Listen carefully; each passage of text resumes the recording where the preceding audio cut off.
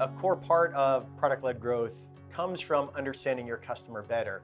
And I don't mean just by the traditional mechanisms that we've always used, which is calling your customers, meeting with them, and so on. You absolutely need to do that. But we can get much more in-depth data at a scale that's unprecedented now if we have analytics in place and we're capturing what the users are actually doing in the product. It's essentially the equivalent of going out and talking to every customer and finding out what they're doing, what initial actions correlate with a more successful, more engaged, better retained customer, and what actions lead to someone churning over time. So the foundation of product-led growth is data, and the essence of that data is data on what your customers are doing.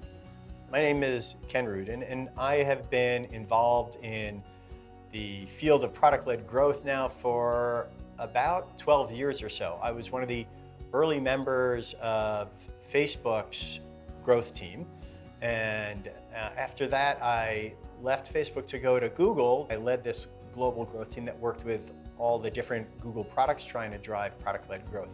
So there are several ways that you can use product-led growth to drive increased engagement in your product. And I'll use one example of my time at Google when we were working on Google Maps. And one of the features that we heard from customers that they wanted was the ability to add a pit stop into some drive that they were doing, navigating from point A to point B. They may want to stop for gas or for food or a restroom break. When we built that feature and we launched it, we did the traditional launch mechanism of when you open the app, you get this splash screen that shows, hey, this new feature is available, you should try it.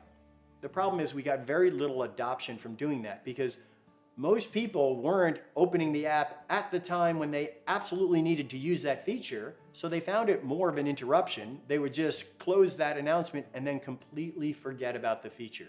So we had very low adoption. What you instead want to do is use the product-led growth mechanisms of looking at data and seeing how people are using your product. And what we identified is the times when people were most likely to search for a restaurant or a restroom break or a gas station is when they were on a drive that happened to be more than 3 hours. So with that information, we changed when we introduce that feature, that pit stop feature. So now, only when you were starting on a drive that would take at least 3 hours and you hadn't yet already used the pit stop feature, that's the time when we would introduce that feature to you, and you'd get this notice at the bottom saying, hey, I see you're about to go on a long drive. Would you like to add in a pit stop? And we got on the order of 10x higher adoption because we were introducing the feature in context at a point in time when the user is most likely to want to use it. So this is just a great example of how these product-led growth approaches get users more engaged in the valuable features that you have in the product.